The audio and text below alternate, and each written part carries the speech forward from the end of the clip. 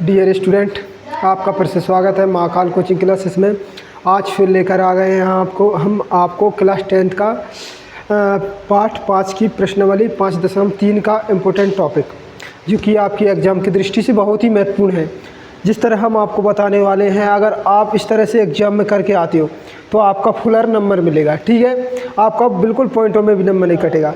हमारा मकसद है आपको टॉपर बनाना है। ठीक है, ऐसा नहीं कि हम आपको पास करवा दें। हमको मतलब है आप जहाँ भी पढ़ रहे हैं, तो आप जिस स्कूल में भी पढ़ रहे हैं, तो आपको बस टॉपर बनाना हमारा मकसद है। ठीक है, ऐसा नहीं है हमारा कि मान के चलो तुम्हारे स्कूल में और भी बच्चे हैं, बस हम आपको पास करवा। नहीं, पास तो हर कोई करवा सकता है, लेकिन बच्चों को टॉपर बनाना बहुत मुश्किल की बात होता है। ठीक है, तो ध्यान रखना, अगर टॉपर बनना है तो कंटिन्यू और कंसिस्टेंसी के साथ पढ़ना पड़ेगा। जैसा हम पढ़ा रहे हैं वैसा ही पढ़ना पड़ेगा। अगर आप सोचो कि नहीं आज मैं सिविल सर से पढ़ लेता हूँ, कल किसी और सर से, तो सोचोगे सिविल सर ने ये अच्छा बता दिया, किसी और का ये देख लो, तो ऐसे आप भटकते रहोगे। अगर आप ध्यान से हम पढ़ा रहे हैं जैसा पढ़ोगे, तो हम आपको ऐसा पढ़ाएंगे जो आपके एग्ज़ाम में आएगा ही आएगा, 100% आएगा। मैथ की अभी हमने आपको बताया था, लाइव में बताया है, जिसकी आप अगर देख रहे होंगे क्लास, तो हमने आपको इंग्लिश में बताया कि अगर हम आपको इंग्लिश में जो बताएंगे वो 90 से 95% आएगा, लेकिन मैथ की गारंटी हम आपको दे रहे हैं, जो हम बताएंगे वही आपकी एग्ज़ाम में है। जैसे हमने आपको ये सवाल बताए और हमने कह दिया आपसे क्या आपकी एग्ज़ाम में ये सवाल आने वाला है, तो वो 100% ही आएगा। यानी कि हम आपको जो बताएंगे ना, तो पेपर उससे बाहर कुछ भी जाने वाला नहीं है, आपका उसमें से पूरा ही फंसेगा। ठीक है, तो आपको बस ध्यान रखना है कि महाकाल कोचिंग क्लासेस को ज्वाइन करके रखना है, अगर आपको टॉपर बनना है तो। ठीक है बच्चों, ध्यान रखिए। तो हम चलते हैं, आपको सवाल बता रहे हैं, बिल्कुल वैसे ही करते चलना है। ठीक है, तो देखो ये क्या है, आपके पास एक श्रेणी दी हुई है, उसने दिया भी ऊपर है कि नीचे दिए हुए योगफलों को ज्ञात कीजिए। यानी हमारे पास एक समांतर श्रेणी है, समांतर श्रेणी है, तो हम देखेंगे इसमें क्या है, प्लस में है, सारे अंक किसमें है, प्लस के रूप में, यानी सारे अंकों को हमको जोड़ना है। तो देखो ये क्या हमारा अंतिम पद है, जिसको हम क्या नाम देते हैं बच्चों, ए एन देते हैं, और जो पहला पद होता है इसे A1 देते हैं। तो देखो सबसे पहले हम लिख सकते हैं क्या कि दिया है, क्या दिया है, तो देखो दिया है हमें A बराबर कितना है बच्चों, 7। ठीक है, और AN बराबर क्या है, A1 है, ये अपना A1 क्या है, 7 है। और आप लिख लो A2 बराबर कितना है, 10 सही 1/2, 1/2, यानी A2 निकल कर आपका कितना आ जाएगा। आप इसका भिन्न करोगे तो 10 दूनी 20, 20 और 21, 21/2। ठीक है, तो डिफरेंस कैसे निकालेंगे बच्चों, A2 माइनस A1, तो D बराबर A2 क्या है, 21/2 है, माइनस A1 कितना है, 7 है बच्चों। एलसीएम लेंगे, D बराबर कितना आ जाएगा बच्चों, 2, 21 हो गया, माइनस 14, तो D बराबर कितना निकल कर आया बच्चों, 7/2। और AN बराबर कितना हो गया बच्चों हमारा, AN यानी अंतिम पद 84। ठीक है, अब हमें इसमें क्या ज्ञात करना है बच्चों, योग ज्ञात करना है। तो योग ज्ञात करना है, तो देखो ये पूछ रहा हमें क्या ज्ञात करना, AN ज्ञात करना, SN क्या करना है बच्चों, इधर लिख लो ऐसे अलग से, SN ज्ञात करना है।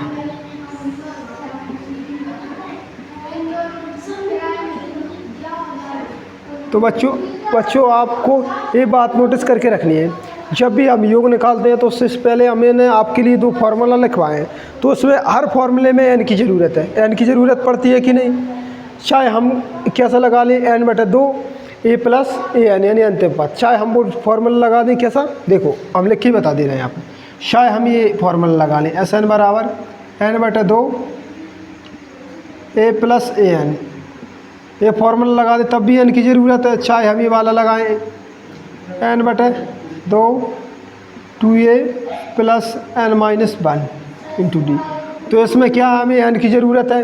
तो देखो हमारे पास क्या है, A है, D है, और क्या है हमारे पास AN है, तो यानी ये है, इसमें D की ज़रूरत नहीं थी हमें, तो हमने फिर भी निकाल ली, लेकिन इसमें थी, इसमें AN की ज़रूरत नहीं है, लेकिन A है हमारे पास, D है, लेकिन N की ज़रूरत तो इसमें भी है। दोनों में हमें किसकी ज़रूरत है, N की ज़रूरत।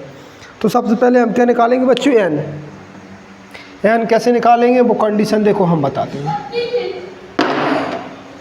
तो सबसे पहले आपको फॉर्मूला पता है क्या होता है, क्या होता है बच्चों कि कोष्टक a plus n minus 1 into d बराबर ए एन।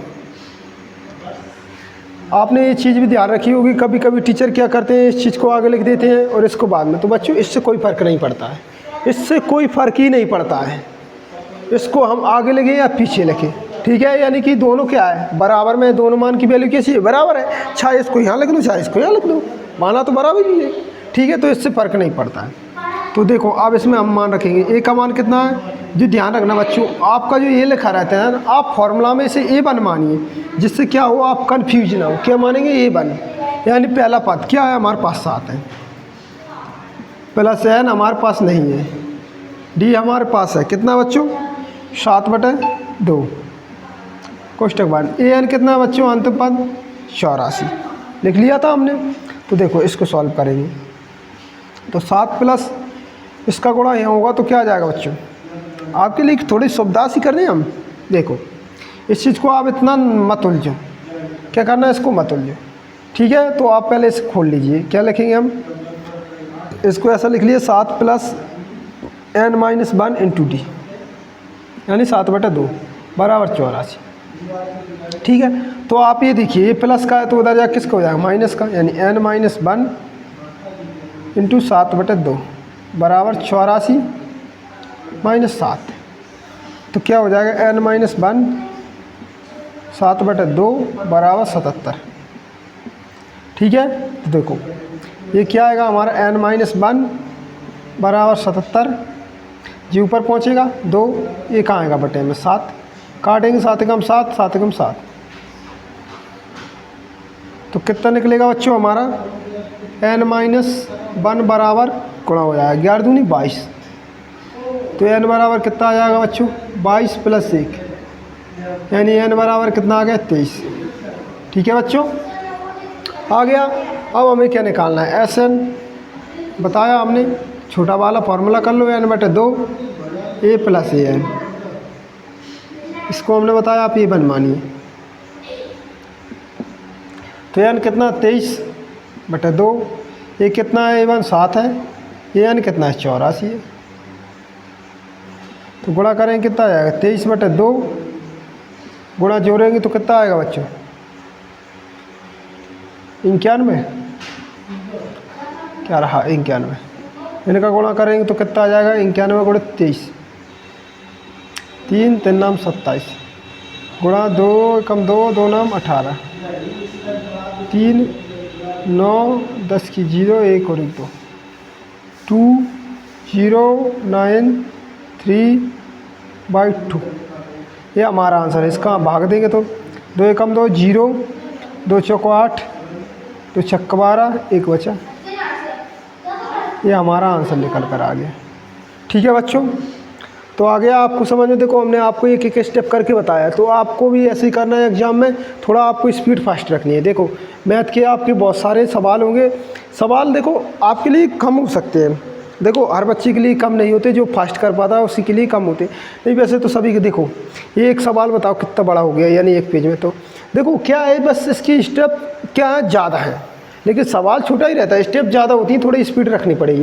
यानी कि सबसे पहले हमारा जो माइंड है ना उसको हमको क्या करना रखना पड़ेगा स्ट्रिक्ट, यानी कि इसकी जो कैलकुलेशन होनी चाहिए ना वो फास्ट होनी चाहिए, बस इतना ध्यान रखिए। अगर आपका माइनस प्लस गुणा भाग और आपका जो कैलकुलेशन है अगर वो अच्छा है ना तो आप अच्छा ही स्कोर करोगे, क्या करोगे अच्छा स्कोर, ये बात ध्यान रखना है, ठीक है। तो बस ये मिस्टेक मत करना। तो हमने आपके लिए ये बता दिया है, इसका इस वाले का आंसर आपको खुद निकालना है, ठीक है। जैसे हमने बताया बस आपको स्टेप बाय स्टेप करते जाना है और इसका आंसर निकाल लेना है, ठीक है बच्चों। तो करिए, इसको नोट कर लीजिए, ठीक है बच्चों। तो आपको अच्छे समझ में आ गया है। तो ये एक सवाल ज़रूर पूछता है, वो योग वाला आपके एग्जाम में 100% पूछता है। कितने परसेंट? ये सवाल 100% पूछता है, इस तरीक़ा का एक सवाल 100% आता है। तो ध्यान रखिए, इस सवाल को अच्छे से कीजिए और हमारे चैनल को सब्सक्राइब कर लीजिए टॉपर बनने के लिए। अवश्य ही कीजिए सब्सक्राइब। ठीक है बच्चों, तो फिर मिलते हैं हम इसी प्रश्नावली के दूसरे टॉपिक पे, जो कि आपके एग्जाम की दृष्टि से बहुत महत्वपूर्ण है। यानी कि हम आपको टॉपर बना रहे हैं, पास नहीं करवा रहे हैं, इसलिए हम आपको सभी टॉपिक पढ़ाने वाले हैं। ठीक है बच्चों, तो आज के लिए इतना ही। हम आपको ज़्यादा पढ़ाने वाले नहीं हैं कि आप बोरिंग ना हो, बस आपको ये सवाल हमने बता दिया है, इसी की आप अपनी नोटबुक में से और सवाल लिख के उनकी प्रैक्टिस कर सकते हैं। ठीक है बच्चों, तो आज के लिए इतना ही, फिर मिलते हैं नेक्स्ट क्लास में। धन्यवाद।